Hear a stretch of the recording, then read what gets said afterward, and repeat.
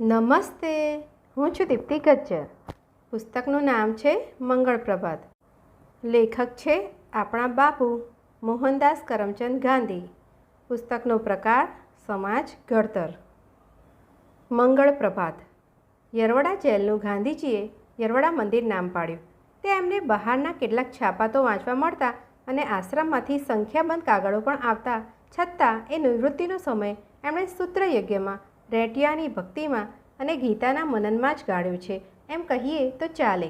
એ અરસામાં સાબરમતી આશ્રમના જીવનમાં વધુ ચેતન રેડવાની આવશ્યકતા છે એવી માંગણી એક બે ભાઈઓ તરફથી થવાથી એમણે આશ્રમવાસીઓ પર સાપ્તાહિક પત્રો લખવાનું શરૂ કર્યું.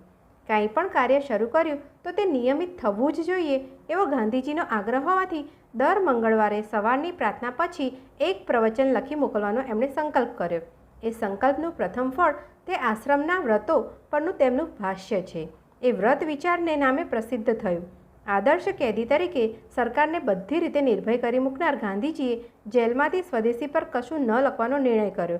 એટલે વ્રત વિચારમાં એ એક વસ્તુ રહી ગઈ હતી. બહાર આવ્યા પછી એમણે સ્વદેશી વ્રત પર એક લેખ લખી આપ્યો જે નવજીવનમાં પ્રસિદ્ધ થયો છે. આ આવૃત્તિમાં એ લેખ ઉમેરી આશ્રમ વ્રતોની વિચારણા સંપૂર્ણ કરી છે.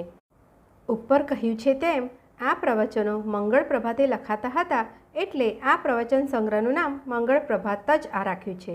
આપણા રાષ્ટ્રીય જીવનમાં જ્યારે નિરાશાની ઘોર નિશાનું સામ્રાજ્ય ફેલાયું હતું તે સમયે જે વ્રતોએ રાષ્ટ્રીય જીવનમાં આશા, આત્મવિશ્વાસ, સ્ફૂર્તિ અને ધાર્મિકતાનું વાતાવરણ ઉત્પન્ન કર્યું એ વ્રતોએ જ આખરે એક નવી સંસ્કૃતિનું મંગળ પ્રભાત શરૂ કર્યું એમ આપણે માનીએ તો તેમાં જરા સરખી પણ અતિશયોક્તિ છે ખરી?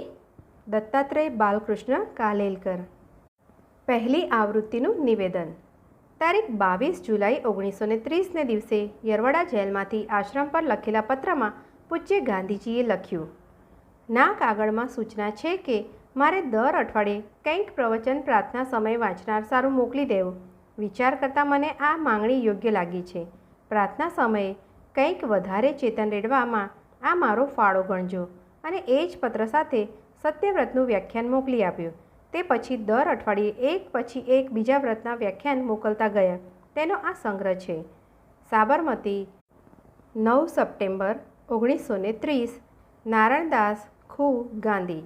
મંત્રી, ઉદ્યોગ મંદિર. પ્રકરણ પહેલું. સત્ય. 22 જુલાઈ 1930. સવારની પ્રાર્થના પછી. આપણી સંસ્થાનું મૂળ જ સત્યના આગ્રહમાં રહ્યું છે. તેથી સત્યને જ પહેલું લઉં છું. સત્ય શબ્દ સતમાંથી છે. સત એટલે હોવું. સત્ય તે હોવાપણું. સત્ય સિવાય બીજી કોઈ વસ્તુને હસતી જ નથી.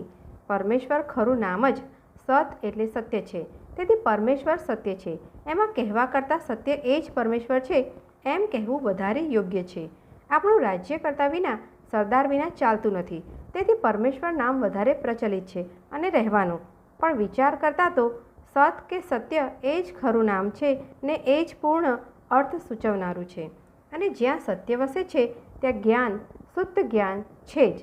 જ્યાં સત્ય નથી ત્યાં શુદ્ધ જ્ઞાન ન જ સંભવે. તેથી ઈશ્વર નામની સાથે ચિત્ત એટલે જ્ઞાન શબ્દ યોજાયો છે. અને જ્યાં સત્ય જ્ઞાન છે ત્યાં આનંદ જ હોય, શોક હોય જ નહીં.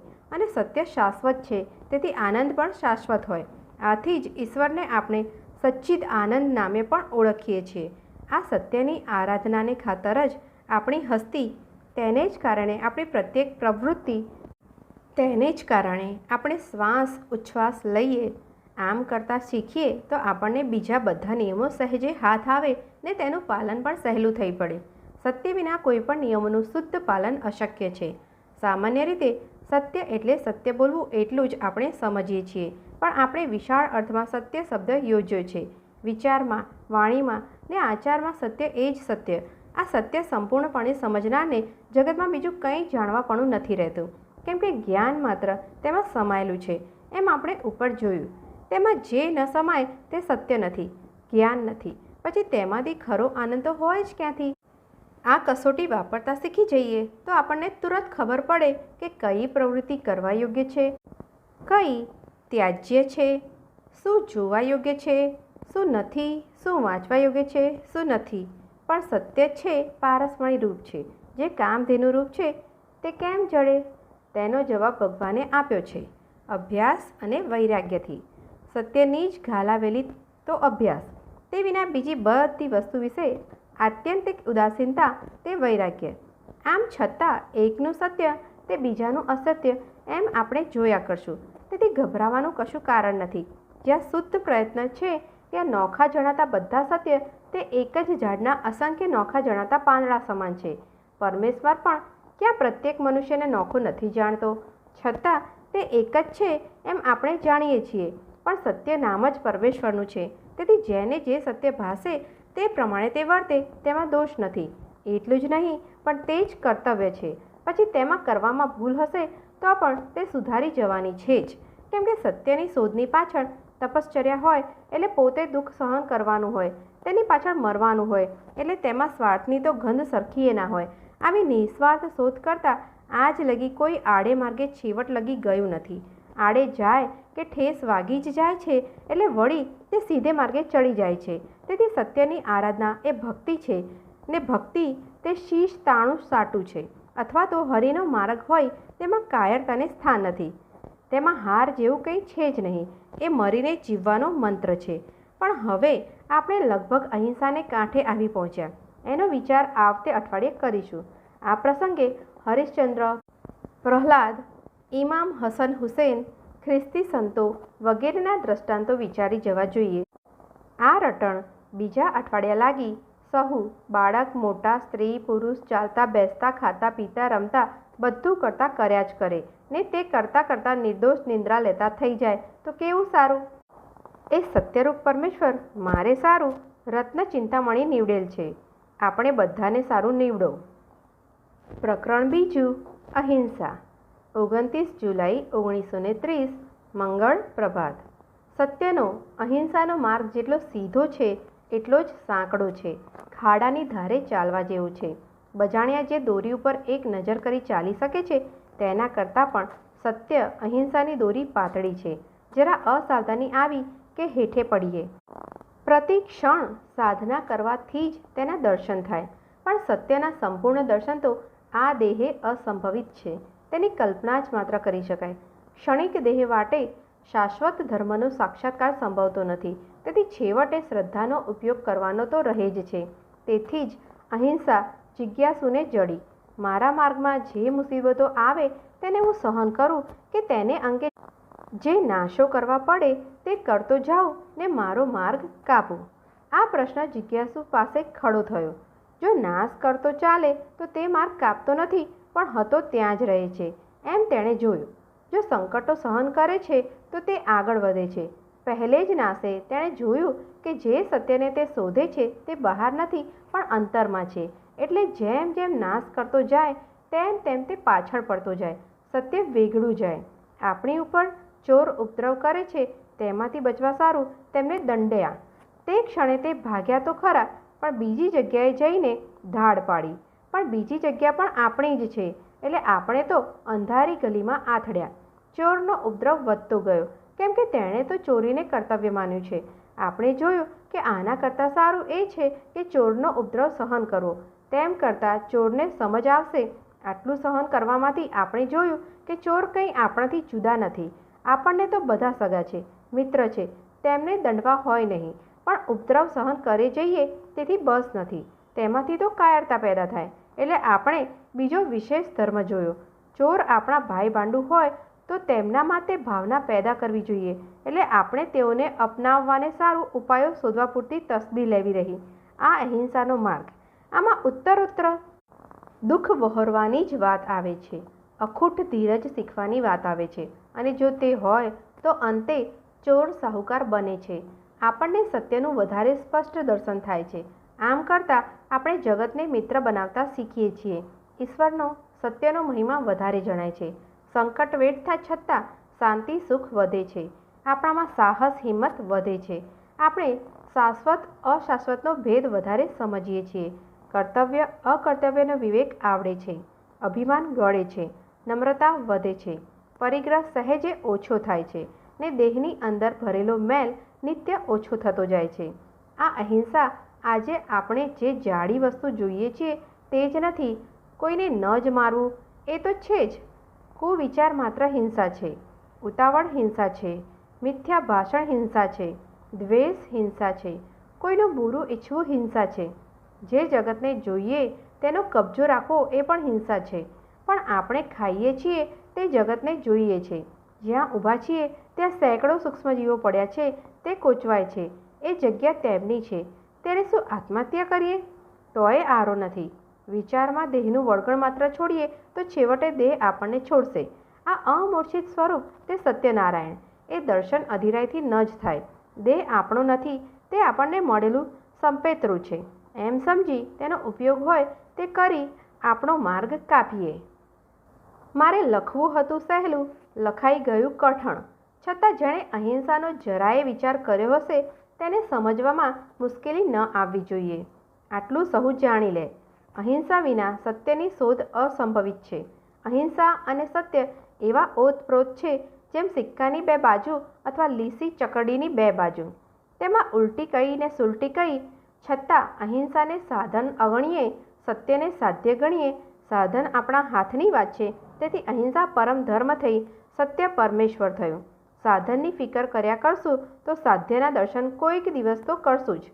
આટલો નિશ્ચય કર્યો એટલે જગ જીત્યા. આપણા માર્ગમાં ગમે તે સંકટો આવે, બાહ્ય દૃષ્ટિએ જોતા આપણે ગમે તેટલી હાર થતી જોવામાં આવે, છતાં આપણે વિશ્વાસ ન છોડતા એ જ મંત્ર જપીએ. સત્ય છે, તે જ છે, તે જ એક પરમેશ્વર. તેનો સાક્ષાત્કાર કરવાનો એક જ માર્ગ, એક જ સાધન, તે અહિંસા. તેને કદી નહીં જ છોડું. જે સત્યરૂપ પરમેશ્વરને નામે આ પ્રતિજ્ઞા કરી છે તેનું પાલન કરવાનું તે બળ આપો. પ્રકરણ 3. બ્રહ્મચર્ય. 5 ઓગસ્ટ 1930 મંગળ પ્રભાત. આપણા વ્રતોમાં ત્રીજું વ્રત બ્રહ્મચર્યનું છે. ખરું જોતા બીજા બધા વ્રતો એક સત્યના વ્રતમાંથી જ ઉત્પન્ન થાય છે ને તેને જ અર્થે રહ્યા છે. જે મનુષ્ય સત્યને વરેલ છે તેની જ ઉપાસના કરે છે તે બીજી કોઈ પણ વસ્તુની આરાધના કરે તો તે વ્યભિચારી ઠર્યો. તો પછી વિકારની આરાધના ક્યાંથી જ કરાય? જેની પ્રવૃત્તિ માત્ર સત્યના દર્શન કરવાને અર્થે છે તે પ્રજોત્પત્તિ કાર્યમાં કે ગૃહ સંસાર ચલાવવામાં કેમ જ પડી શકે? ભોગવિલાસથી કોઈને સત્ય જડ્યાનો આજ લગી આપણી પાસે એકે દાખલો નથી. અથવા અહિંસાના પાલનને લઈએ તો તેનું પૂર્ણ પાલન બ્રહ્મચર્ય વિના અશક્ય છે. અહિંસા એટલે સર્વવ્યાપી પ્રેમ. જ્યાં પુરુષે એક સ્ત્રીને કે સ્ત્રીએ એક પુરુષને પોતાનો પ્રેમ આપ્યો ત્યાં તેની પાસે બીજાને અર્થે શું રહ્યું? એનો અર્થ જ એ થયો અમે બે પહેલાં ને બીજા બધા પછી. પતિવ્રતા સ્ત્રી પુરુષને સારું અને પત્ની વ્રત પુરુષ સ્ત્રીને સારું સર્વસ્વ હોમવા તૈયાર થશે. એટલે તેનાથી સર્વવ્યાપી પ્રેમનું પાલન ન જ થઈ શકે એ સ્પષ્ટ છે. એનાથી આખી સૃષ્ટિને પોતાનું કુટુંબ ન જ બનાવી શકાય, કેમ કે તેની પાસે પોતાનું માનેલું એક કુટુંબ મોજૂદ છે અથવા તૈયાર થઈ રહ્યું છે. તેની જેટલી વૃદ્ધિ તેટલો સર્વવ્યાપી પ્રેમમાં વિક્ષેપ થાય છે. આવું થતું આપણે આખા જગતમાં જોઈ રહ્યા છીએ. તેથી અહિંસા વ્રતનું પાલન કરનારથી વિવાહ થઈ ન શકે. વિવાહની બહારના વિકારનું તો પૂછવું જ શું? ત્યારે જે વિવાહ કરી બેઠા છે તેમનું શું? તેમને સત્ય કોઈ દહાડો નહીં જડે? તે સર્વાપર્ણ કદી નહીં કરી શકે? આપણે તેનો રસ્તો કાઢ્યો જ છે. વિવાહિતે અવિવાહિત જેવા થઈ જવું. આ દિશામાં આના જેવું સુંદર મેં બીજું કશું અનુભવ્યું નથી. આ સ્થિતિનો રસ જેણે ચાખ્યો છે તે સાક્ષી પૂરી શકશે. આજે તો આ પ્રયોગની સફળતા સિદ્ધ થઈ કહી શકાય. વિવાહિત સ્ત્રી પુરુષ એકબીજાને ભાઈ બહેન ગણતા થઈ જાય એટલે બધી જંજાળમાંથી તે મુક્ત થયા. જગતમાં રહેલી સ્ત્રી માત્ર બહેન છે, માતા છે, દીકરી છે એ વિચાર જ માણસને એકદમ ઊંચે લઈ જનાર છે, બંધનમાંથી મુક્તિ આપનાર થઈ પડે છે. આમાં પતિ પત્ની કંઈ ખોતા નથી, પણ પોતાની પૂંજીમાં વધારો કરે છે. કુટુંબ વધારે છે. પ્રેમ પણ વિકારરૂપી મેલ કાઢવાથી વધારે છે. વિકાર જવાથી એકબીજાની સેવા વધારે સારી થઈ શકે છે. એકબીજા વચ્ચે કંકાસના પ્રસંગ ઓછા થાય છે. જ્યાં સ્વાર્થી એકાંગી પ્રેમ છે ત્યાં કંકાસને વધારે સ્થાન રહે છે. ઉપરનો પ્રધાન વિચાર કર્યા પછી ને તે હૃદયમાં ઠસ્યા પછી બ્રહ્મચર્યથી થતા શારીરિક લાભ, વીર્ય લાભ વગેરે બહુ ગૌણ થઈ પડે છે. ઇરાદાપૂર્વક ભોગવિલાસ ખાતર વીર્ય હાનિ કરવી અને શરીરને નીચોવવું એ કેવી મૂર્ખાઈ ગણાય? વીર્યનો ઉપયોગ બંનેની શારીરિક અને માનસિક શક્તિ વધારવાને સારું છે. તેનો વિષય ભોગમાં ઉપયોગ કરવો તે તેનો અતિ દુરુપયોગ છે અને તેથી તે ઘણા રોગોનું મૂળ થઈ પડે છે. આવું બ્રહ્મચર્ય મન, વચન અને કાયાથી પાળવાનું હોય. વ્રત માત્રનું એમ જ સમજવું. જે શરીરને કાબૂમાં રાખતો જણાય છે પણ મનથી વિકારને પોષ્યા કરે છે તે મૂળ મિથ્યાચારી છે, એમ આપણે ગીતામાં જોયું છે. સહુએ એ અનુભવ્યું હોય છે. મનને વિકારી રહેવા દેવું ને શરીરને દબાવવાનો પ્રયત્ન કરવો તેમાં નુકસાન જ છે. જ્યાં મન છે ત્યાં શરીર છેવટે ઘસડાયા વિના નહીં જ રહે. અહીં એક ભેદ સમજી લેવાની આવશ્યકતા છે. મનને વિકારવશ થવા દેવું એ એક વાત છે. મન પોતાની મેળે અનિચ્છાએ બળાત્કારે વિકારી થાય કે થયા કરે એ જુદી વાત છે. એ વિકારમાં આપણે સહાયભૂત ન થઈએ તો છેવટે જીત જ થાય છે. શરીર હાથમાં રહે છે પણ મન નથી રહેતું એવું આપણે ક્ષણે ક્ષણે અનુભવીએ છીએ. તેથી શરીરને તો તુરંત કબજે લઈ મનને કબજે લેવાનો નિત્ય પ્રયત્ન કરવો એટલે આપણે કર્તવ્ય પાલન કરી ચૂક્યા. મનને વશ થયા એટલે શરીરને મનનો વિરોધ થયો, મિથ્યાચારનો આરંભ થયો. મનોવિકારને દબાવ્યા જ કરીએ ત્યાં લગી બંને સાથે જનાર છે એમ કહેવાય. આ બ્રહ્મચર્યનું પાલન બહુ મુશ્કેલ, લગભગ અશક્ય માનવામાં આવ્યું છે. તેના કારણ શોધતા એમ જોવામાં આવે છે કે બ્રહ્મચર્યનો સાંકડો અર્થ કરવામાં આવ્યો છે. જનેન્દ્રિય વિકારની નિરોધ એટલે જ બ્રહ્મચર્યનું પાલન એમ ગણાયું. મને લાગે છે કે આ અધૂરી ને ખોટી વ્યાખ્યા છે. વિષય માત્રનો નિરોધ એ જ બ્રહ્મચર્ય છે. જે બીજી ઇન્દ્રિયોને જ્યાં ત્યાં ભમવા દઈ એક જ ઇન્દ્રિયને રોકવાનો પ્રયત્ન કરે છે ને તે નિષ્ફળ પ્રયત્ન કરે છે એમાં શો શક છે? કાનથી વિકારની વાતો સાંભળે, આંખથી વિકાર ઉત્પન્ન કરનારી વસ્તુ જુએ, જીભથી વિકારોત્તેજક વસ્તુનો સ્વાદ કરે, હાથથી વિકારોત્તેજક વસ્તુને સ્પર્શ કરે ને છતાં જનનેન્દ્રિયને રોકવાનો ઈરાદો રાખે એ તો અગ્નિમાં હાથ નાખ્યા પછી ન દાઝવાનો પ્રયત્ન કર્યા બરોબર થયું. તેથી જે જનનેન્દ્રિયને રોકવાનો નિશ્ચય કરે તેણે ઇન્દ્રિય માત્રને તેના વિકારોથી રોકવાનો નિશ્ચય કરેલો હોવો જ જોઈએ. બ્રહ્મચર્યની સંકુચિત વ્યાખ્યાથી નુકસાન થયું છે એમ મને હંમેશા લાગ્યું છે. મારો તો દ્રઢ અભિપ્રાય છે ને અનુભવ છે કે જો આપણે બધી ઇન્દ્રિયોને એક સાથે વશ કરવાનો અભ્યાસ પાડીએ તો જનનેન્દ્રિયને વશ રાખવાનો પ્રયત્ન તુરંત સફળ થઈ શકે. આમાં મુખ્ય વસ્તુ સ્વાદેન્દ્રિય છે અને તેથી જ એના સંયમને આપણે નોખું સ્થાન આપ્યું છે. તે હવે પછી વિચારીશું. બ્રહ્મચર્યનો મૂળ અર્થ સહુ યાદ કરે. બ્રહ્મચર્ય એટલે બ્રહ્મની સત્યની શોધમાં ચર્યા એટલે તેને લગતો આચાર. આ મૂળ અર્થમાંથી સર્વેન્દ્રિય સંયમ એ વિશેષ અર્થ નીકળે છે. માત્ર જનનેન્દ્રિય સંયમ એવો અધૂરો અર્થ તો ભૂલી જ જઈએ. પ્રકરણ 4 અસ્વાદ 12 ઓગસ્ટ 1930 મંગળ પ્રભાત. બ્રહ્મચર્યની સાથે બહુ નિકટ સંબંધ ધરાવતું આ વ્રત છે. મારો અનુભવ એવો છે કે આ વ્રતને પહોંચી વળાય તો બ્રહ્મચર્ય એટલે જનનેન્દ્રિય સંયમ સાવ સહેલો થઈ પડે. પણ આને વ્રતમાં નોખું સ્થાન સામાન્ય રીતે નથી અપાતું. સ્વાદને મોટા મોટા મુનિવરો પણ જીતી નથી શક્યા એટલે એ વ્રતને નોખું સ્થાન નથી મળ્યું. આ તો માત્ર મારું અનુમાન છે.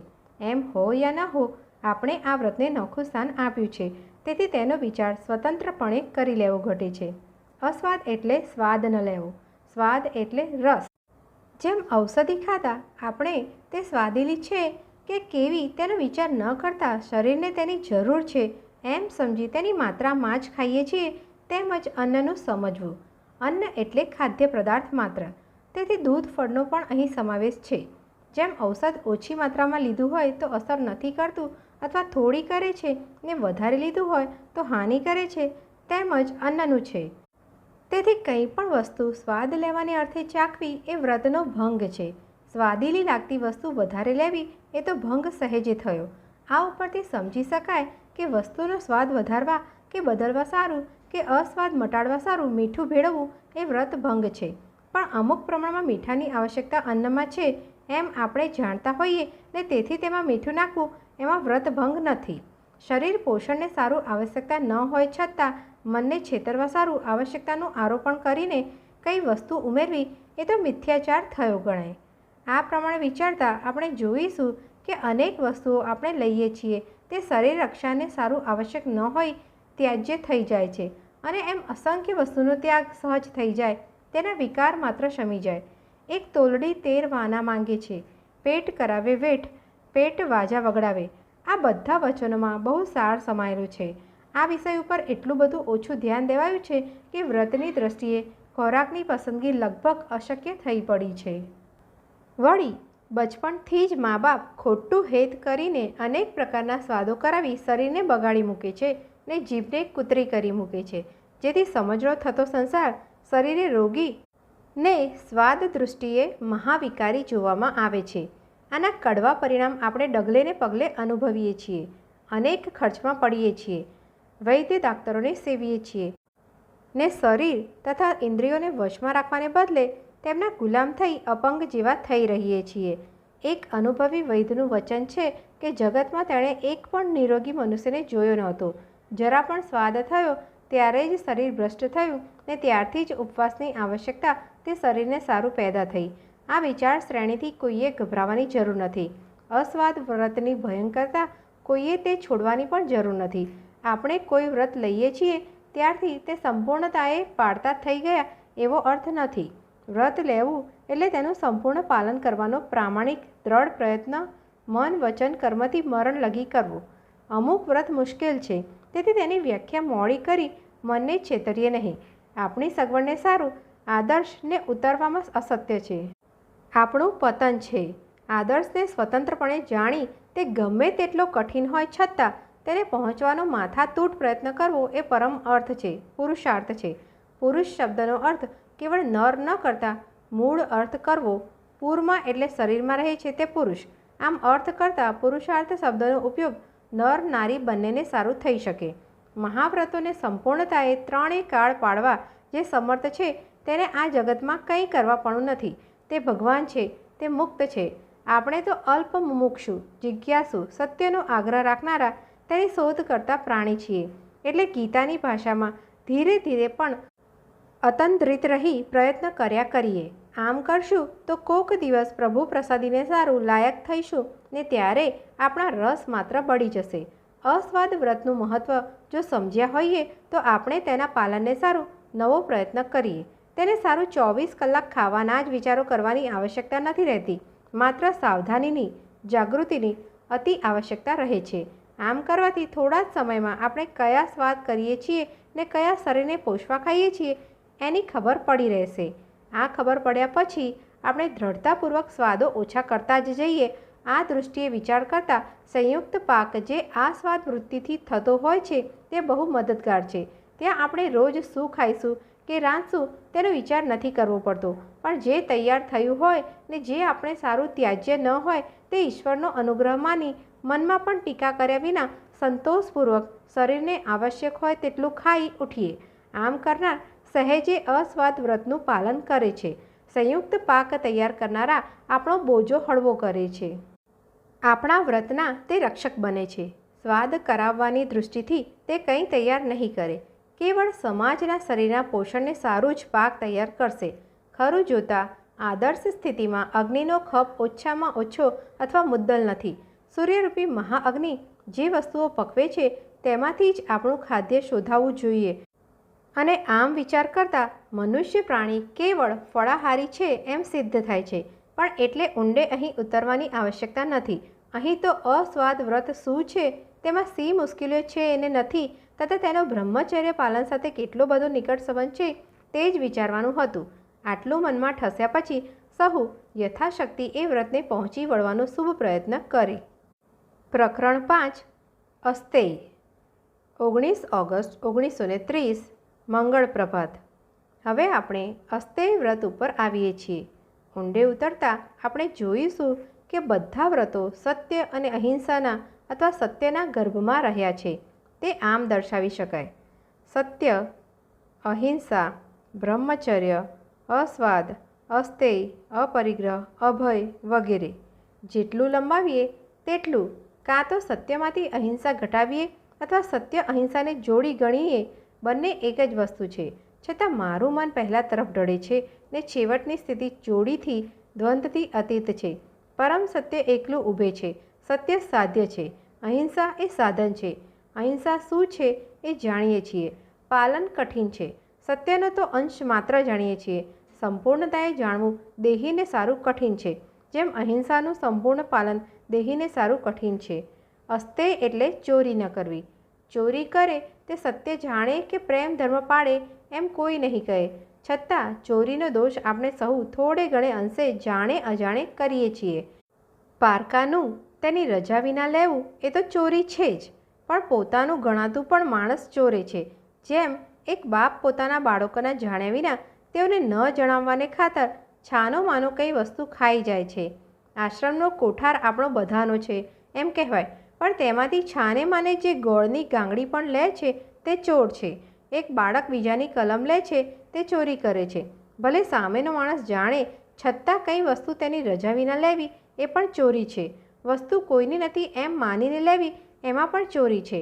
એટલે કે રસ્તે જડી ગયેલી વસ્તુના આપણે માલિક નથી, પણ તે પ્રદેશનો રાજા અથવા તે પ્રદેશનું તંત્ર છે.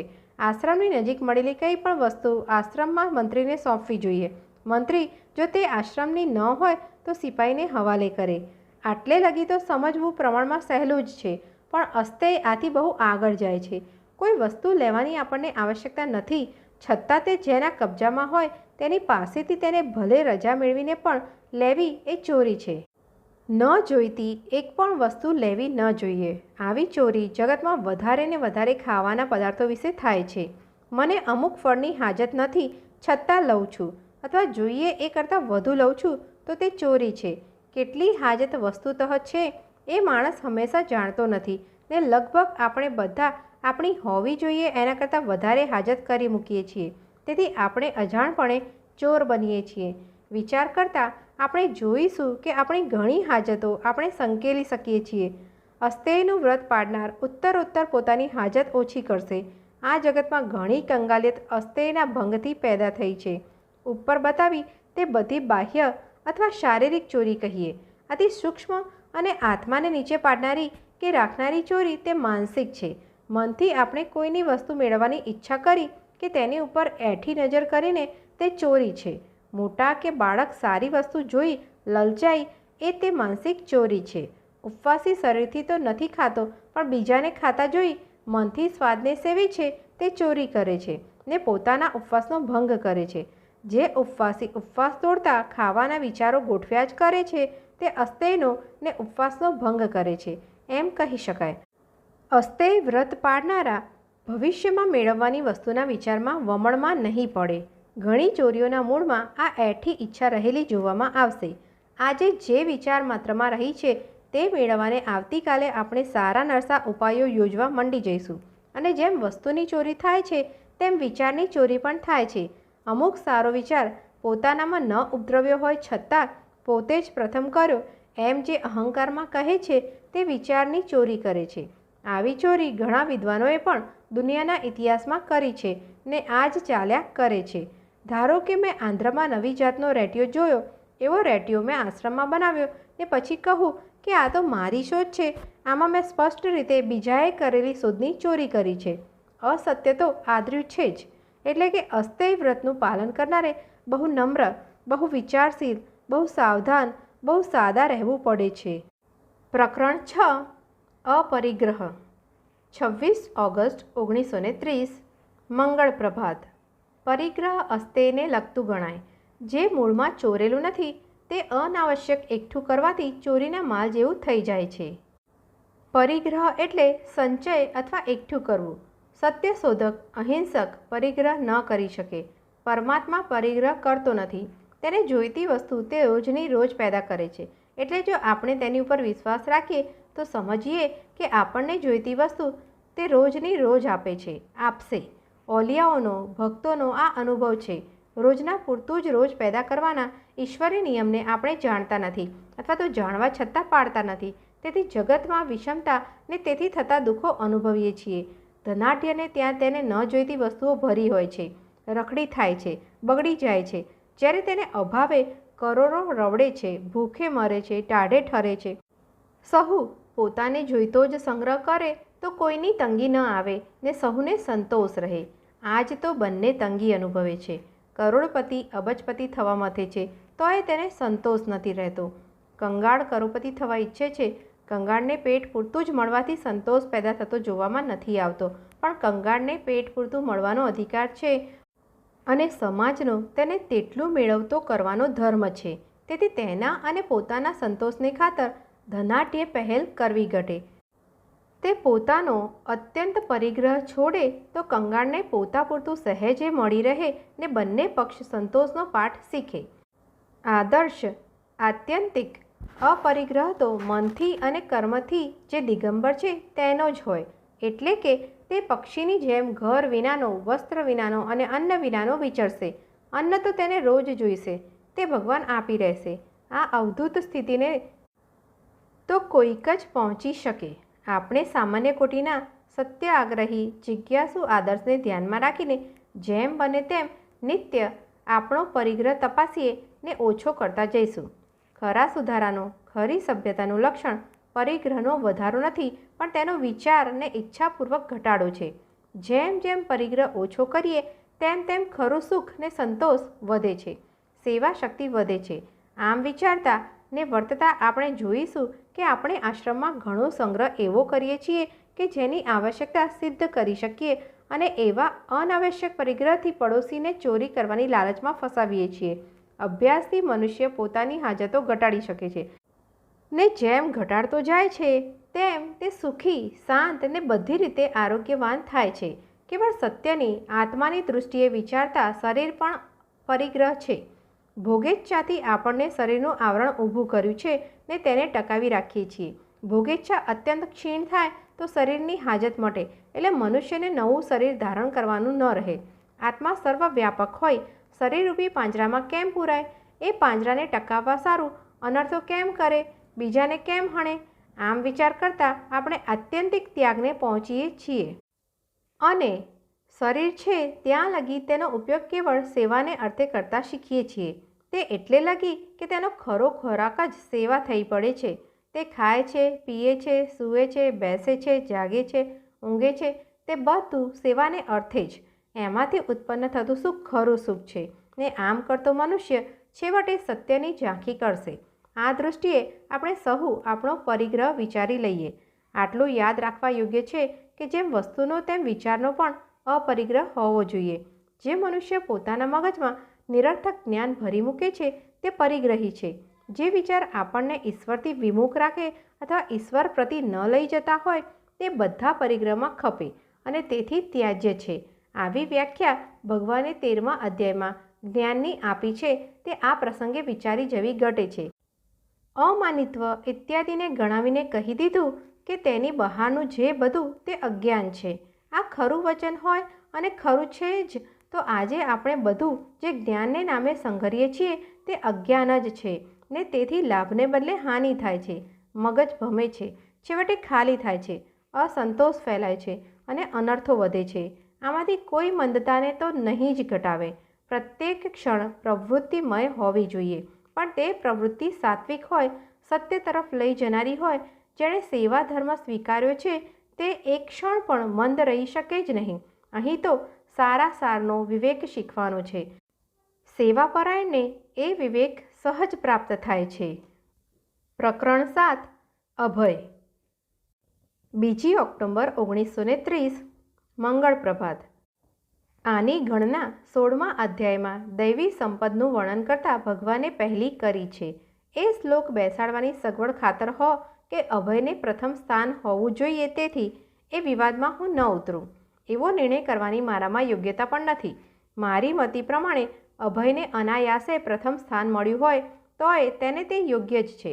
અભય વિના બીજી સંપત્તિઓ ન સાંપડે. અભય વિના સત્યની શોધ કેમ થાય? અભય વિના અહિંસાનું પાલન કેમ થાય? હરિનો માર્ગ છે સુરાનો, નહીં કાયરનું કામ જોને. સત્ય એ જ હરિ, એ જ રામ, એ જ નારાયણ, એ જ વાસુદેવ. કાયર એટલે ભયભીત બીકણો, શુરો એટલે ભયમુક્ત. તલવાર આદિ કસેલો નહીં. તલવાર સુરની સંજ્ઞા નથી, બીકની નિશાની છે. અભય એટલે બાહ્ય ભય માત્રથી મુક્તિ. મોતનો ભય, ધન માલ લૂંટાવાનો ભય, કુટુંબ પરિવાર વિશેનો ભય, રોગનો ભય, શસ્ત્ર પ્રહારનો ભય, આબરૂનો ભય, કોઈને ખોટું લગાડવાનો ભય. એમ ભયની વંશાવળી જેટલી લંબાવીએ તેટલી લંબાવી શકાય. એકમાત્ર મોતનો ભય જીત્યો એટલે બધા ભયો જીત્યા એમ સામાન્ય રીતે કહેવાય છે, પણ એ બરોબર નથી લાગતું. ઘણા મોતનો ભય છોડે છે, છતાં નાના પ્રકારના દુઃખોથી નાસે છે. કોઈ પોતે મરવા તૈયાર હોય છે, પણ સગા વહાલાનો વિયોગ સહન નથી કરતા. કોઈ આ બધું જતું કરશે, દેહ જતું કરશે, પણ એકઠું કરેલું ધન છોડતા હેતબાઈ જશે. કોઈ પોતે માનેલી આબરૂ પ્રતિષ્ઠા સાચવવા અનેક કાળા ધોળા કરવા તૈયાર થશે ને કરશે. જગતની નિંદા ભયથી કોઈ સીધો માર્ગ જાણતા છતાં લેતા અચકાશે. સત્યની શોધ કરનારે આ બધા ભયોને તિલાંજલિ દીધે જ છૂટકો. હરિશ્ચંદ્રની જેમ પાયમાલ થવાની તેનામાં તૈયારી હોવી જોઈએ. હરિશ્ચંદ્રની કથા ભલે કાલ્પનિક હોય, પણ આત્માર્થી માત્રને એ અનુભવ છે, એટલે એ કથાની કિંમત કોઈ ઐતિહાસિક કથા કરતાં અનંત ગણી વધારે છે ને આપણે સહુને સંગરવા મનન કરવા યોગ્ય છે. અભય વ્રતનું સર્વથા પાલન લગભગ અશક્ય છે. ભય માત્રથી મુક્તિ તો જેને આત્મ સાક્ષાત્કાર થયો હોય તે જ પામી શકે. અભય અમૂર્છ સ્થિતિની પરાકાષ્ઠા છે.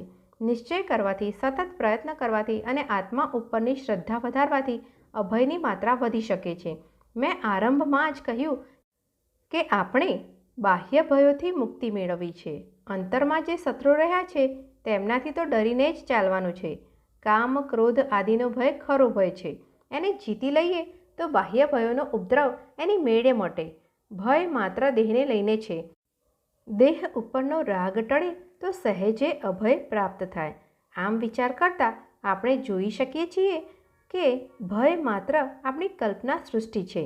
પૈસામાંથી, કુટુંબમાંથી, શરીરમાંથી મારાપણું કાઢી નાખીએ એટલે ભય ક્યાં છે? તેને ત્યક્તેન ભુંજિથાઃ એ રામબાણ વચન છે.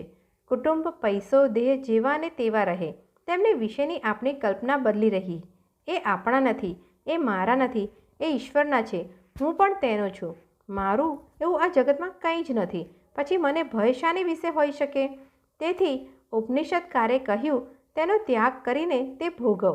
એટલે આપણે તેના રખેવાળ રહીએ તે તેની રક્ષા કરવા પૂરતી શક્તિ અને સામગ્રી આપી દેશે. આમ સ્વામી મટીને સેવક થઈએ. શૂન્યવત થઈ રહીએ તો સહેજે ભય માત્ર જીતીએ, સહેજે શાંતિ મેળવીએ, સત્યનારાયણના દર્શન કરીએ. પ્રકરણ 8 અસ્પૃશ્યતા નિવારણ. 9 સપ્ટેમ્બર 1930.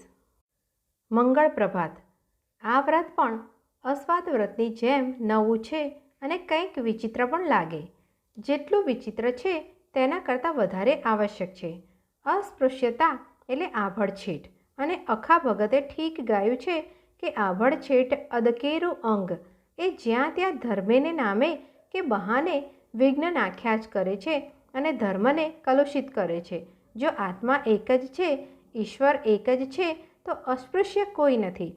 જે રીતે ઢેડ ભંગીને અસ્પૃશ્ય ગણવામાં આવે છે પણ સ્પૃશ્ય નથી, તે રીતે મૃતદેહ પણ અસ્પૃશ્ય નથી. એ માન ને કરુણાને પાત્ર છે. મૃતદેહનો સ્પર્શ કરી કે તેલ ચોળી અથવા હજામત કરી કરાવી નાહીએ છીએ તો તે કેવળ આરોગ્યની દૃષ્ટિએ. મૃતદેહનો સ્પર્શ કરે કે તેલ ચોળી ચોડાવી ન નહાય તે ભલે ગંદો કહેવાય.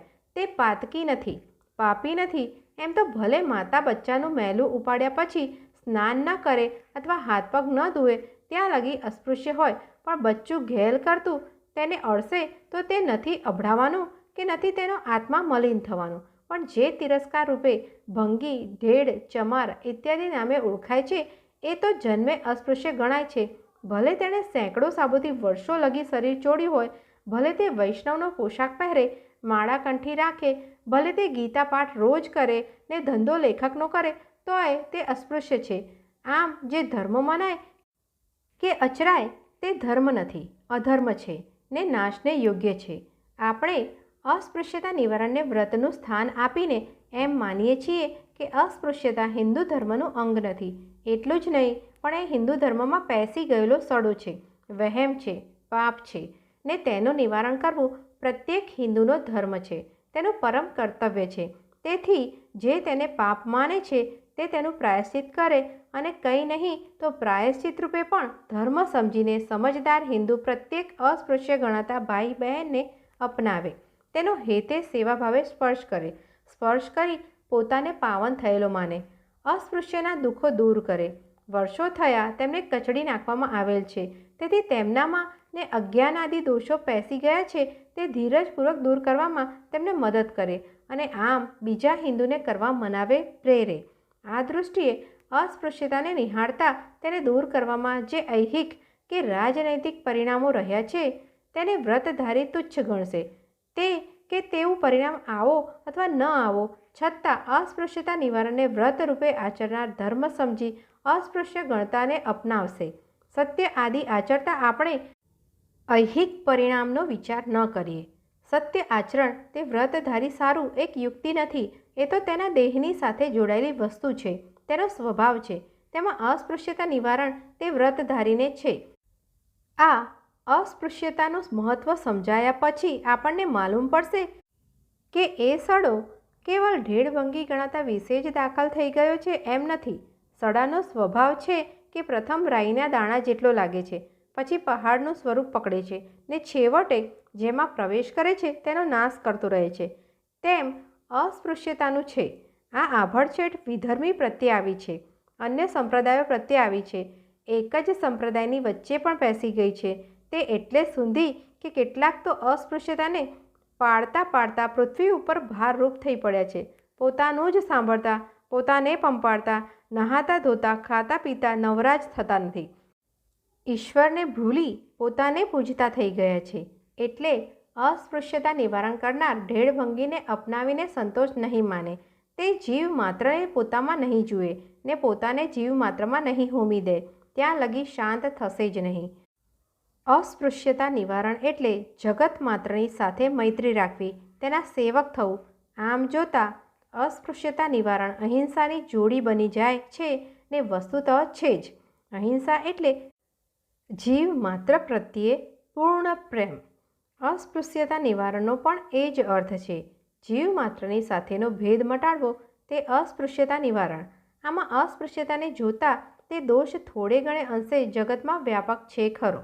અહીં આપણે તેને હિન્દુ ધર્મના સડા રૂપે વિચાર્યો છે, કેમ કે તેણે હિન્દુ ધર્મમાં ધર્મનું સ્થાન ઝડપ્યું છે ને ધર્મને બહાને લાખો કે કરોડની સ્થિતિ ગુલામના જેવી કરી મૂકી છે. પ્રકરણ 9 જાત મહેનત 16 સપ્ટેમ્બર 1930 મંગળ પ્રભાત. જાત મહેનત મનુષ્ય માત્રને સારું અનિવાર્ય છે એ વાત મને પ્રથમ સોંસરવી ઉતરી ટોલ્સ્ટોયના એક નિબંધ ઉપરથી. એટલી સ્પષ્ટ આ વાતને જાણ્યા પહેલાં તેનો અમલ કરતો થઈ ગયો હતો. રસ્કિનનું અનટુ ધીસ લાસ્ટ સર્વોદય વાંચ્યા પછી તુરત. જાત મહેનત અંગ્રેજી શબ્દ બ્રેડ લેબરનો અનુવાદ છે. બ્રેડ લેબરનો શબ્દશઃ તર્જુમો રોટી ને સારું મજૂરી.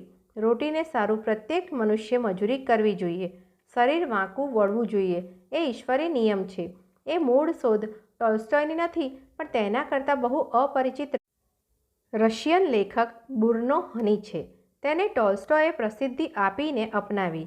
આની ઝાંખી મારી આંખ ભાગવદ્ ગીતાના 3જા અધ્યાયમાં કરે છે. યજ્ઞ કર્યા વિના જે ખાય છે તે ચોરીનું અન્ન ખાય છે એવો કઠિન શાપ અયજ્ઞને છે. અહીં યજ્ઞનો અર્થ જાત મહેનત અથવા રોટી મજૂરી જ શોભે છે ને મારા મત પ્રમાણે સંભવે છે. એ ગમે તેમ હો, એ આપણા આ વ્રતની ઉત્પત્તિ છે. બુદ્ધિ પણ એ વસ્તુ ભણી આપણને લઈ જાય છે. મજૂરી ન કરે તેને ખાવાનો શો અધિકાર હોય? બાઇબલ કહે છે, તારી રોટી તું તારો પસીનો રેડીને કમાજે ને ખાજે. કરોડપતિ પણ જો પોતાને ખાટલે આળોટ્યા કરે ને તેના મોંમાં કોઈ ખાવાનું મૂકે ત્યારે તે ખાય તો તે લાંબો વખત ખાઈ નહીં શકે. તેનો તેમાં રસ પણ ન રહે. તેથી તે વ્યાયામ આદિ કરીને ભૂખ નિપજાવે છે ને ખાય છે તો પોતાના જ હાથો હલાવીને. જો આમ કોઈક રીતે અંગ કસરત રાય રંક બધાને કરવી જ પડે છે તો રોટી પેદા કરવાની જ કસરત સૌ કા ન કરે? એ પ્રશ્ન સહેજે પેદા થાય છે. ખેડૂતને હવા લેવાનું કે કસરત કરવાનું કોઈ કહેતું નથી. અને દુનિયાના 90% કરતાં પણ વધારે માણસનો નિર્વાહ ખેતીથી ચાલે છે. આનું અનુકરણ બાકીના 10% કરે તો જગતમાં કેટલું સુખ, કેટલી શાંતિ ને કેટલું આરોગ્ય ફેલાય. અને ખેતીની સાથે બુદ્ધિ ભળે એટલે ખેતીને અંગે રહેલી ઘણી હાડમારીઓ સહેજે દૂર થાય. વળી જાત મહેનતના આ નિરઅપવાદ કાયદાને સહુ માન આપે તો ઊંચ નીચનો ભેદ ટળી જાય. અત્યારે તો ઊંચ નીચતાની ગંધ પણ નહોતી ત્યાં, એટલે વર્ણ વ્યવસ્થામાં તે પેસી ગઈ છે. માલેક મજૂરનો ભેદ સર્વવ્યાપક થઈ પડ્યો છે ને ગરીબ ધનિકની અદેખાઈ કરે છે. જો સહુ રોટી પૂરતી મજૂરી કરે તો ઊંચ નીચનો ભેદ નીકળી જાય ને પછી પણ ધનિક વર્ગ રહેશે તે પોતાને માલિક નહીં માને પણ પોતાને તે ધનના કેવળ રખેવાળ કે ટ્રસ્ટી માનશે ને તેનો મુખપણે ઉપયોગ કેવળ લોકસેવા અર્થે કરશે. જેને અહિંસાનું પાલન કરવું છે, સત્યની આરાધના કરવી છે, બ્રહ્મચર્યને સ્વાભાવિક બનાવવું છે, તેને તો જાત મહેનત રામબાણ રૂપ થઈ પડે છે. આ મહેનત ખરું જોતા તો ખેતી જ છે, પણ સહુ તે નથી કરી શકતા એવી અત્યારે તો સ્થિતિ છે જ. એટલે ખેતીના આદર્શને ધ્યાનમાં રાખીને ખેતીની અવેજીમાં માણસ ભલે બીજી મજૂરી કરે, એટલે કે કાંતવાની, વણવાની, સુતારની, લુહારની ઇત્યાદિ ઇત્યાદિ. સહુએ પોતપોતાના ભંગી તો થવું જ જોઈએ. ખાય છે તેને મળત્યાગ તો કરવાનો જ છે. મળત્યાગ કરે તે જ પોતાના મળને દાટે એ ઉત્તમ વસ્તુ છે. એ ન જ બની શકે તો સહુ કુટુંબ પોતાનું કર્તવ્ય કરે. જ્યાં ભંગીનો નોખો ધંધો કલ્પ્યો છે ત્યાં કંઈક મહાદોષ પેસી ગયો છે એમ મને તો વર્ષો થયા લાગ્યું છે.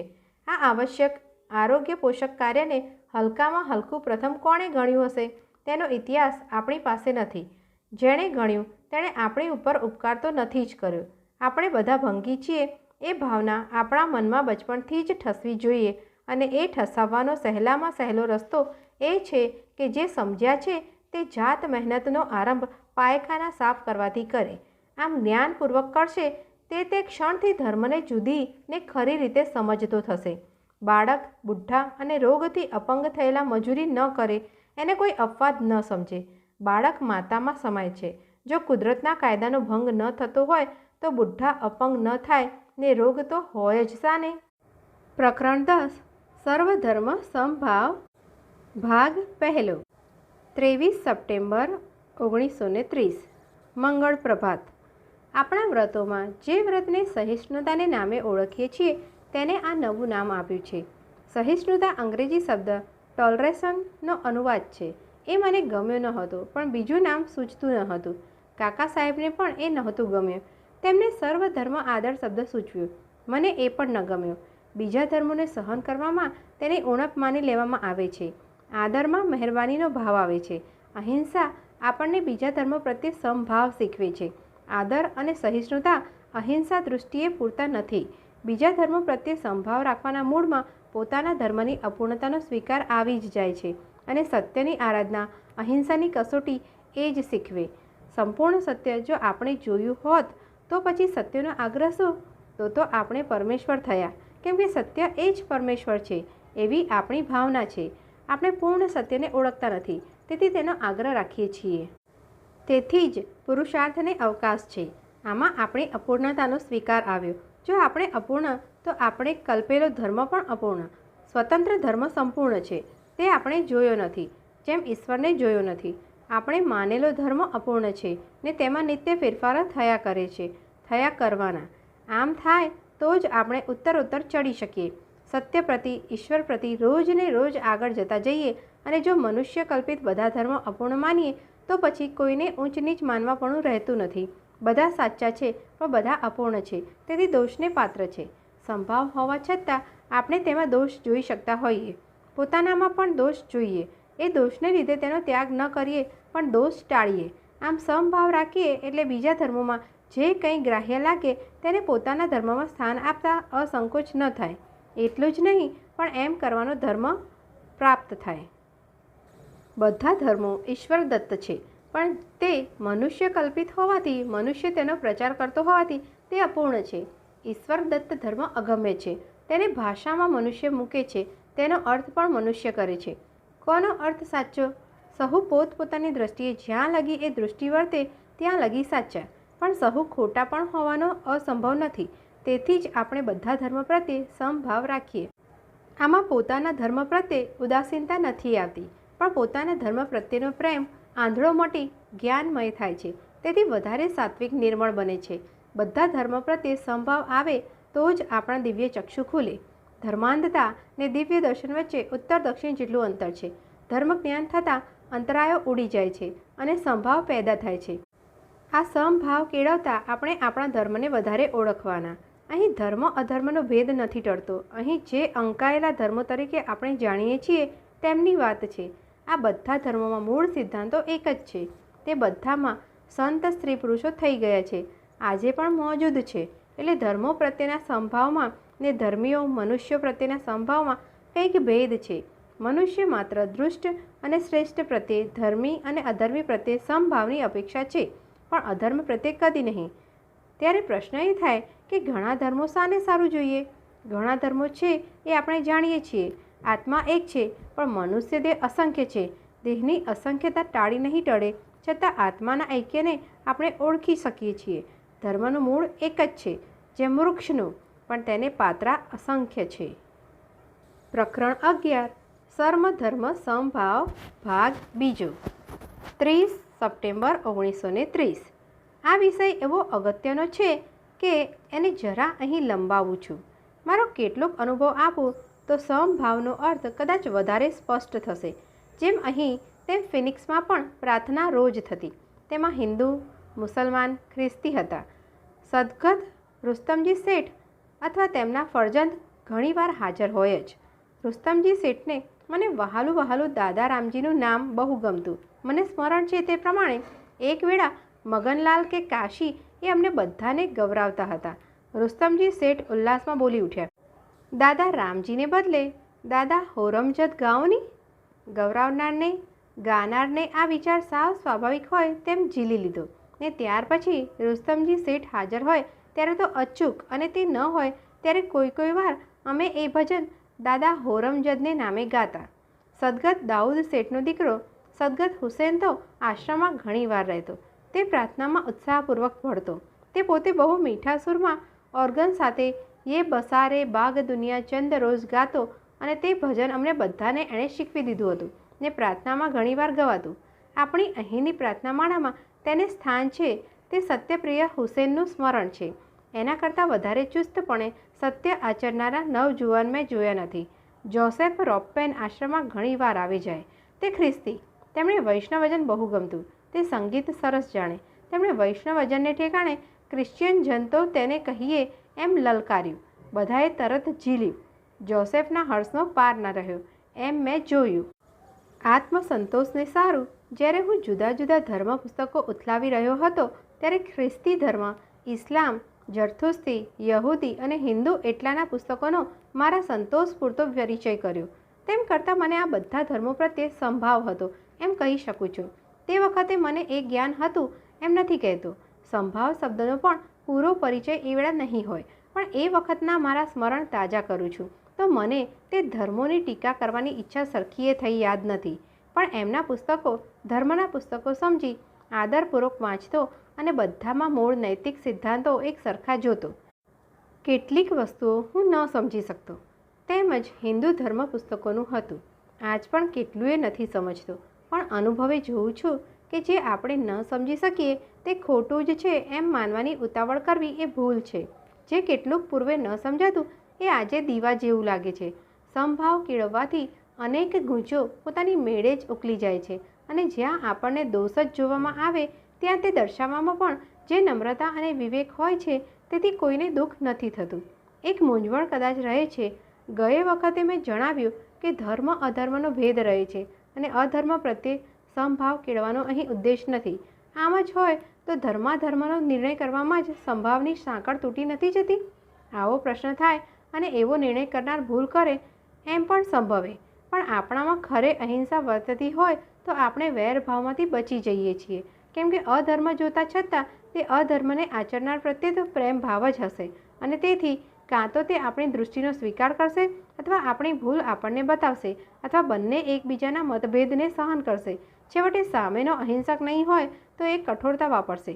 તોય આપણે જો અહિંસાના ખરા પૂજારી હોઈશું તો આપણી મૃદુતા તેની કઠોરતાને નિવારશે જ, એમાં શંકા નથી.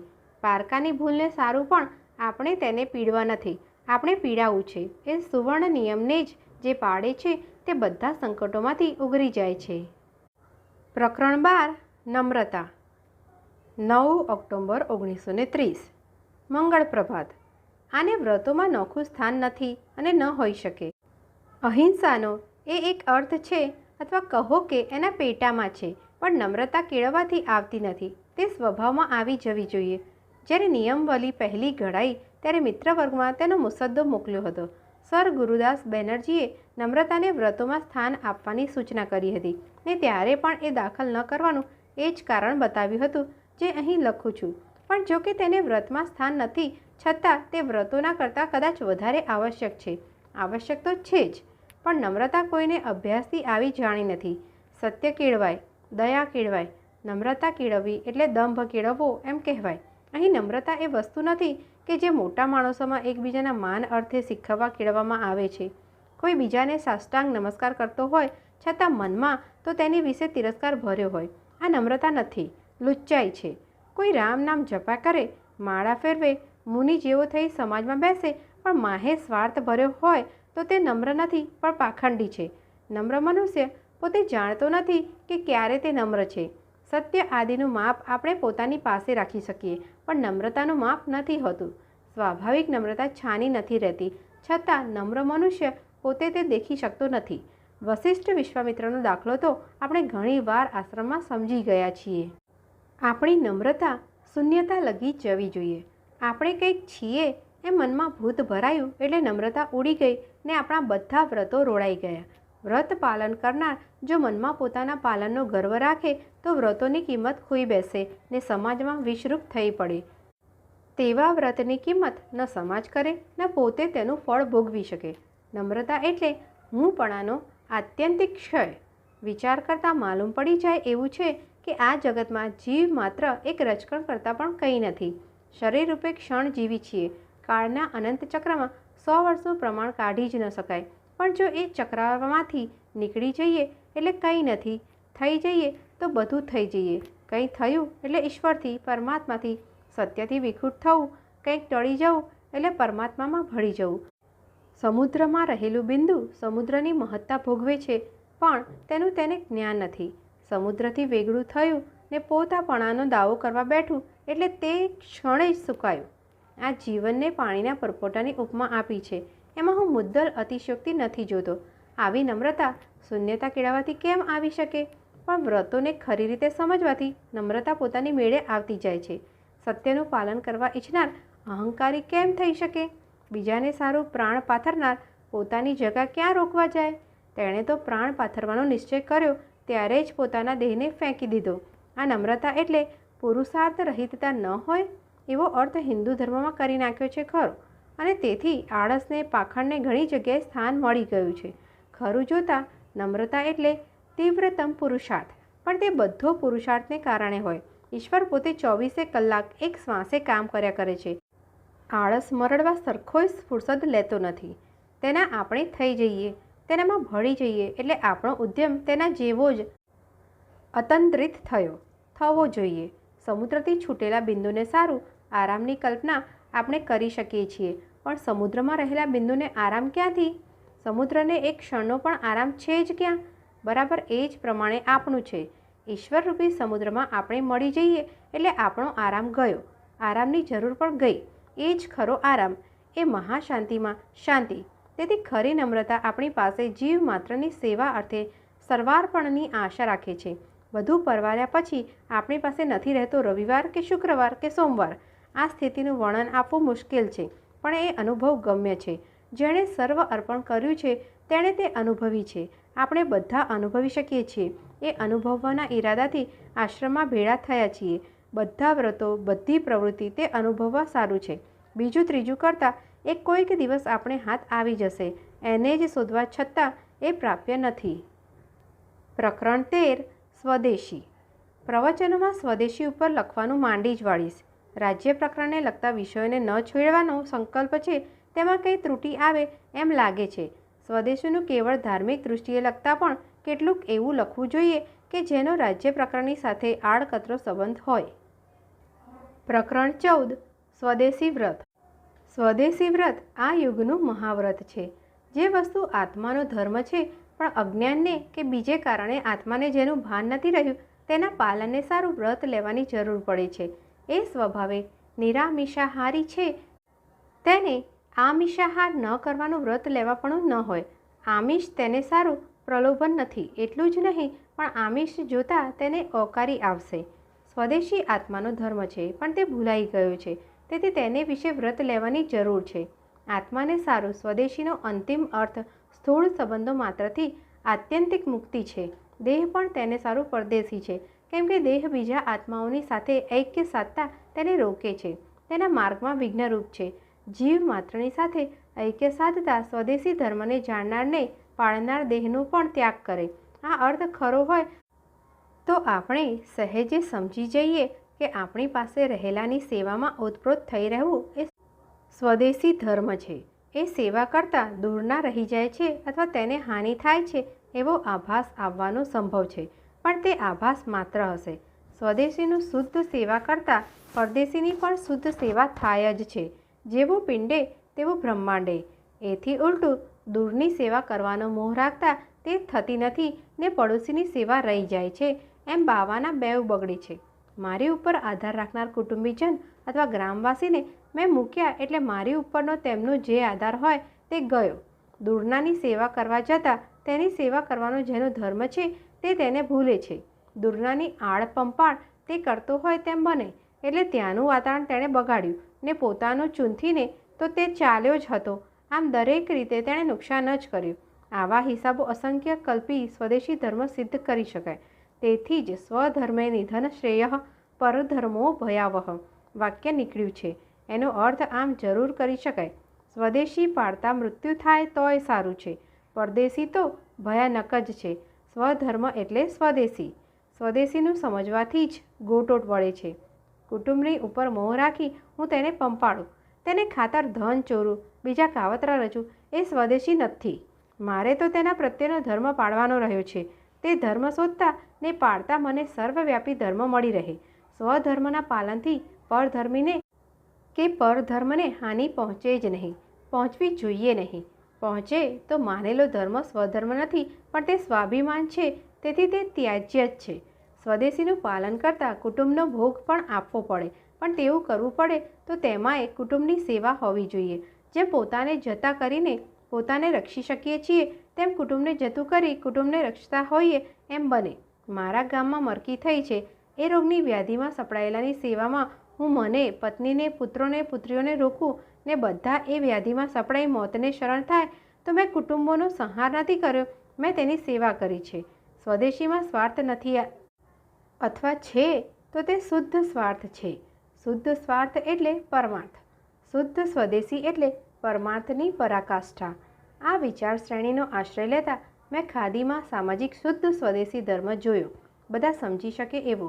બધાને જે પાળવાની આ યુગમાં, આ દેશમાં બહુ આવશ્યકતા છે એવો કયો સ્વદેશી ધર્મ હોઈ શકે? જેના સહજ પાલનથી પણ હિન્દુસ્તાનના કરોડોની રક્ષા થઈ શકે એવો કયો સ્વદેશી ધર્મ હોય? જવાબમાં રેડિયો અથવા ખાદી મળ્યા. આ ધર્મના પાલનથી પરદેશી મિલવાળાઓને નુકસાન થાય છે એમ કોઈ ન માને. ચોરને ચોરેલી મિલકત પાછી આપવી પડે અથવા ચોરી કરતાં અટકાવાય તો તેમાં તેને નુકસાન નથી, લાભ છે. પડોશી શરાબ પીતા કે અફીણ ખાતા બંધ થાય તેથી કલ્લાલને કે અફીણના દુકાનદારને નુકસાન નથી, લાભ છે. અયોગ્ય રીતે જેનો અર્થ સાધતા હોય તેમના એ અનર્થનો નાશ થાય તેમાં તેમને અને જગતને લાભ જ છે. પણ જેઓ રેંટીઓ વડે જેમ તેમ સૂતર કાંતી ખાદી પહેરાવી સ્વદેશી ધર્મનું પૂર્ણ પાલન થયું માની બેસે છે, તેઓ મહામોહમાં ડૂબે છે. ખાદી એ સામાજિક સ્વદેશીનું પ્રથમ પગથિયું છે. એ સ્વદેશી ધર્મની પરિસીમા નથી. એવા ખાદીધારી જોયા છે જેઓ બીજું બધું સ્વદેશી વસાવી રહ્યા છે, તેઓ સ્વદેશીનું પાલન નથી કરતા. તેઓ તો ચાલતા પ્રવાહમાં તણાઈ રહ્યા છે. સ્વદેશી વ્રતનું પાલન કરનાર નિત્ય પોતાની આસપાસ નિરીક્ષણ કરશે ને જ્યાં જ્યાં પડોશીની સેવા કરી શકાય, એટલે જ્યાં જ્યાં તેમને હાથે તૈયાર થયેલો આવશ્યક માલ હશે ત્યાં ત્યાં બીજો તજીને તે લેશે. પછી ભલે સ્વદેશી વસ્તુ પ્રથમ મોંઘી ને ઉતરતી હોય, તેને સુધારવા કે સુધરાવવાનો પ્રયત્ન વ્રતધારી કરશે. કાયર થઈને સ્વદેશી ખરાબ છે તેથી પરદેશી વાપરવા નહીં મંડી જાય, પણ સ્વદેશી ધર્મ જાણનાર પોતાના કૂવામાં ડૂબી નહીં જાય. જે વસ્તુ સ્વદેશમાં ન બને અથવા મહાકષ્ટથી જ બની શકે તે પરદેશના દ્વેષને લીધે પોતાના દેશમાં બનાવવા બેસી જાય, તેમાં સ્વદેશી ધર્મ નથી. સ્વદેશી ધર્મ પાળનાર પરદેશીનો કદી દ્વેષ કરશે જ નહીં. એટલે પૂર્ણ સ્વદેશીમાં કોઈનો દ્વેષ નથી. એ સાંકડો ધર્મ નથી, એ પ્રેમમાંથી, અહિંસામાંથી ઉત્પન્ન થયેલો સુંદર ધર્મ છે. પ્રકરણ 15 વ્રતની આવશ્યકતા. 14 ઓક્ટોબર 1930. મંગળ પ્રભાત. વ્રતના મહત્વ વિશે હું છૂટું છવાયું આ લેખમાળામાં લખી ગયો હોઈશ, પણ વ્રતો જીવન બાંધવાને સારું કેટલા આવશ્યક છે એ વિચારવું યોગ્ય લાગે છે. વ્રતો વિશે લખી ગયો એટલે હવે તે વ્રતોની આવશ્યકતા વિચારીએ. એવો એક સંપ્રદાય અને તે પ્રબળ છે જે કહે છે અમુક નિયમોનું પાલન કરવું ઉચિત છે, પણ તે વિશે વ્રત લેવાની આવશ્યકતા નથી. એટલું જ નહીં, પણ તે મનની નબળાઈ સૂચવે છે અને હાનિકારક પણ હોય. વળી વ્રત લીધા પછી પણ એવો નિયમ અગવડરૂપ લાગે અથવા પાપરૂપ લાગે તોય તેને વળગી રહેવું પડે એ તો અસહ્ય છે. તેઓ કહે છે, દાખલા તરીકે દારૂ ન પીવો સારું છે, તેથી ન પીવો, પણ કોઈ વાર પીવાયો તો શું થયું? દવા તરીકે તો પીવો જ જોઈએ. એટલે ન પીવાનું વ્રત તો ગળે હાંસળી ઘાલ્યા જેવું થાય. અને જેમ દારૂનું તેમ બીજી બાબતોમાં અસત્ય પણ ભલાને સારું કાં ન કહીએ. મને આ દલીલોમાં વજૂદ નથી લાગતું. વ્રત એટલે અડગ નિશ્ચય. અગવડોને ઓળંગી જવા સારું તો વ્રતોની આવશ્યકતા છે. અગવડ સહન કરે છતાં તૂટે નહીં તે જ અડગ નિશ્ચય ગણાય. એવા નિશ્ચય વિના માણસ ઉત્તરોત્તર ચડી જ ન શકે એમ આખા જગતનો અનુભવ સાક્ષી પૂરે છે. જે પાપરૂપ હોય તો તેનો નિશ્ચય એ વ્રત ન કહેવાય, એ રાક્ષસી વૃત્તિ છે. અને અમુક નિશ્ચય જે પુણ્યરૂપે જણાયો હોય તે આખરે પાપરૂપ સિદ્ધ થાય તો તે છોડવાનો ધર્મ અવશ્ય પ્રાપ્ત થાય છે. પણ એવી વસ્તુને વિશે વ્રત કોઈ લેતું નથી, લેવું જોઈએ નહીં. જે સર્વમાન્ય ધર્મ ગણાયો છે પણ જે આચરવાની આપણને ટેવ નથી પડી તેની વિશે વ્રત હોય. ઉપરના દૃષ્ટાંતમાં તો પાપનો આભાસ માત્ર હોય. સત્ય કહેતા કોઈને હાનિ થઈ જશે તો એવો વિચાર સત્યવાદી કરવા ન બેસે. સત્યથી આ જગતમાં કોઈને હાનિ થતી નથી ને થવાની નથી એવો પોતે વિશ્વાસ રાખે. તેમજ મદ્યપાન વિશે કાં તો એ વ્રતમાં દવા તરીકે અપવાદ મૂક્યો હોય અથવા તો ન મૂક્યો હોય તો શરીરનું જોખમ વહોરવાનો વ્રતની પાછળનો નિશ્ચય હોય. દવા તરીકે પણ દારૂ ન પીવાથી દેહ જાય તોય શું? દારૂ લેવાથી દેહ એવો જ રહેશે એવો પટ્ટો પણ કોણ લખાવી શકે છે? અને તે ક્ષણે દેહ નભ્યો ને બીજી જ ક્ષણે કોઈ બીજા કારણસર જાય તેનું જોખમ કોને માથે? અને એથી ઉલટું, દેહ જતા છતાં પણ દારૂ ન લેવાના દૃષ્ટાંતની ચમત્કારિક અસર દારૂની બદીમાં ફસાયેલા મનુષ્યો પર થાય એ જગતનો કેટલો બધો લાભ છે. દેહ જાઓ અથવા રહો, મારે તો ધર્મ પાળવો જ છે એ ભવ્ય નિશ્ચય કરનારા જ ઈશ્વરની ઝાંખી કોઈ કાળે કરી શકે છે. વ્રત લેવું એ નબળાઈ સૂચક નથી પણ બળ સૂચક છે. અમુક વસ્તુ કરવી ઉચિત છે તો પછી કરવી જ એનું નામ વ્રત અને એમાં બળ છે. પછી આને વ્રત ન કહેતા બીજે નામે ઓળખો તેની હરકત નથી, પણ બનશે ત્યાં લગી કરીશ એમ કહેનાર પોતાની નબળાઈ કે અભિમાનનું દર્શન કરાવે છે. ભલે તેને પોતે નમ્રતાને નામે ઓળખાવે, એમાં નમ્રતાની ગંધ સરખીએ નથી. બને ત્યાં સુધી વચન શુભ નિશ્ચયોમાં ઝેર સમાન છે એમ મેં તો મારા પોતાના જીવનમાં ને ઘણાઓના જીવનમાં જોયું છે. બને ત્યાં સુધી કરવું એટલે પહેલી અગવડે પડી જવું. સત્ય બને ત્યાં સુધી પાડીશ એ વાક્યનો અર્થ જ નથી. વેપારમાં કોઈ બને ત્યાં સુધી અમુક તારીખે અમુક રકમ ભરવાની ચિઠ્ઠીનો ક્યાંય ચેક કે હુંડી સ્વરૂપે સ્વીકાર નહીં થાય. તેમજ બને ત્યાં લગી સત્ય પાડનારની હુંડી ઈશ્વરની દુકાને વટાવી નહીં શકાય. ઈશ્વર પોતે નિશ્ચયની વ્રતની સંપૂર્ણ મૂર્તિ છે. એના કાયદામાંથી એક અણુ પણ ફરે તો એ ઈશ્વર મટે. સૂર્ય મહાવ્રતધારી છે, તેથી જગતનો કાળ નિર્માણ થાય છે ને શુદ્ધ પંચાંગો રચી શકાય છે. તેણે એવી શાક પાડી છે કે તે હંમેશા ઉગ્યો છે ને હંમેશા ઉગ્યા કરશે ને તેથી જ આપણે આપણને સુરક્ષિત માનીએ છીએ. વેપાર માત્રનો આધાર એક ટેક ઉપર રહ્યો છે. વેપારીઓ એકબીજા પ્રત્યે બંધાય નહીં તો વેપાર ચાલે જ નહીં. આમ વ્રત સર્વવ્યાપક વસ્તુ જોવામાં આવે છે. તો પછી જ્યારે આપણે પોતાનું જીવન બાંધવાનો પ્રશ્ન ઉઠે, ઈશ્વર દર્શન કરવાનો પ્રશ્ન રહ્યો છે, ત્યાં વ્રત વિના કેમ ચાલી શકીએ? તેથી વ્રતની આવશ્યકતા વિશે આપણા મનમાં કદી શંકા ન જ ઉઠો. પરિશિષ્ટ.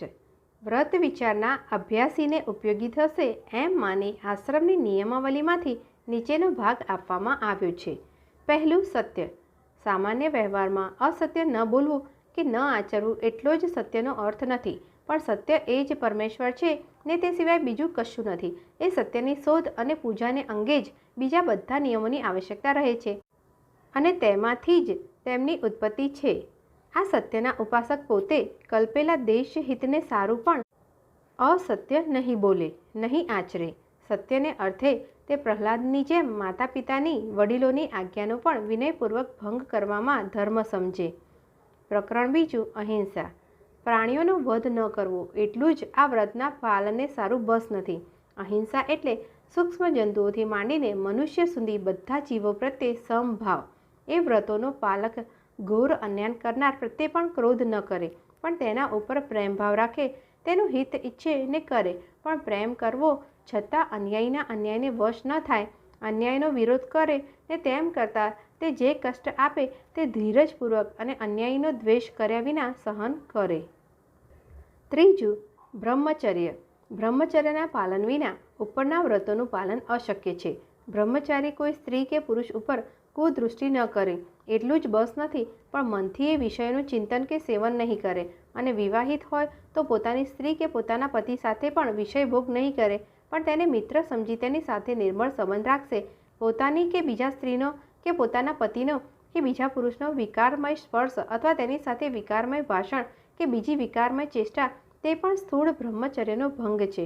પુરુષ પુરુષ વચ્ચે કે સ્ત્રી સ્ત્રી વચ્ચે કે બંનેની કોઈ વસ્તુ વિશે વિકારમય ચેષ્ટા પણ સ્થૂળ બ્રહ્મચર્યનો ભંગ છે. ચોથું, અસ્વાદ. મનુષ્ય જ્યાં લગી જીભના રસોને જીતે નહીં ત્યાં લગી બ્રહ્મચર્યનું પાલન અતિ કઠિન છે. એવો અનુભવ હોવાથી અસ્વાદને નોખું વ્રત ગણવામાં આવ્યું છે. ભોજન કેવળ શરીર યાત્રાને જ અર્થે હોય, ભોગને અર્થે કદી નહીં.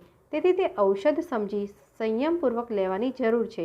આ વ્રતનું પાલન કરનાર વિકાર ઉત્પન્ન કરે એવા મસાલા વગેરેનો ત્યાગ કરે. માંસાહાર, મદ્યપાન, તમાકુ, ભાંગ ઇત્યાદિનો આશ્રમમાં નિષેધ છે.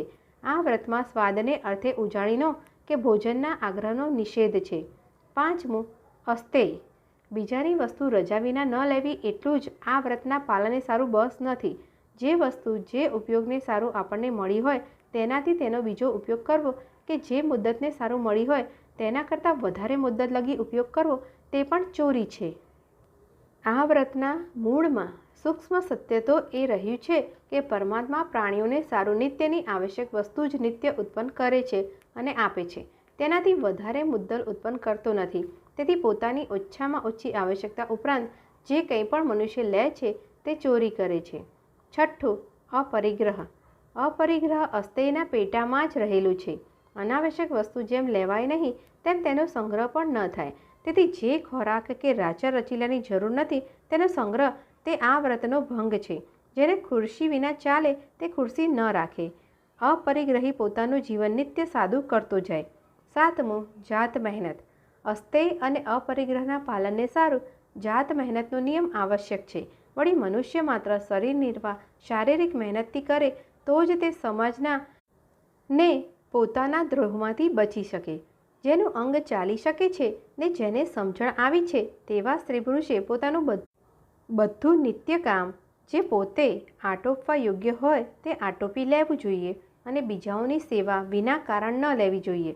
પણ બાળકોની, બીજા અપંગ લોકોની અને વૃદ્ધ સ્ત્રી પુરુષોની સેવા પ્રાપ્ત થાય ત્યારે તે કરવાનો સામાજિક જવાબદારી સમજનાર પ્રત્યેક મનુષ્યનો ધર્મ છે.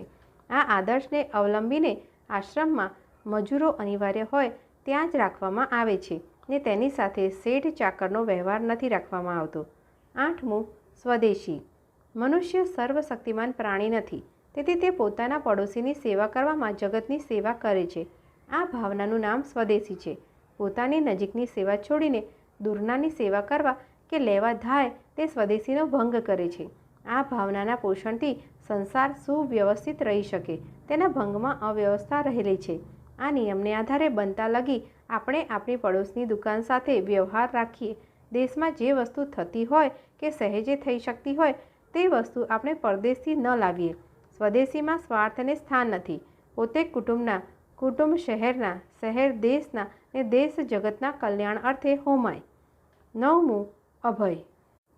સત્ય, અહિંસા ઇત્યાદિ વ્રતોનું પાલન નિર્ભયતા વિના અસંભવિત છે અને હાલ સર્વત્ર ભય વ્યાપી રહ્યો છે. ત્યાં નિર્ભયતાનું ચિંતન ને તેની કેળવણી અત્યંત આવશ્યક હોવાથી તેને વ્રતોમાં સ્થાન અપાયું છે. જે સત્યપરાયણ રહેવા માંગે તે ન નાત જાતથી ડરે, ન સરકારથી ડરે, ન ચોરથી ડરે, ન ગરીબાઈથી ડરે, ન મોતથી ડરે. 10મું, અસ્પૃશ્યતા નિવારણ. હિન્દુ ધર્મમાં અસ્પૃશ્યતાની રૂઢિએ જળ ગાલી છે. તેમાં ધર્મ નથી પણ અધર્મ છે એવી માન્યતા હોવાને લીધે અસ્પૃશ્યતા નિવારણને નિયમમાં સ્થાન આપ્યું છે.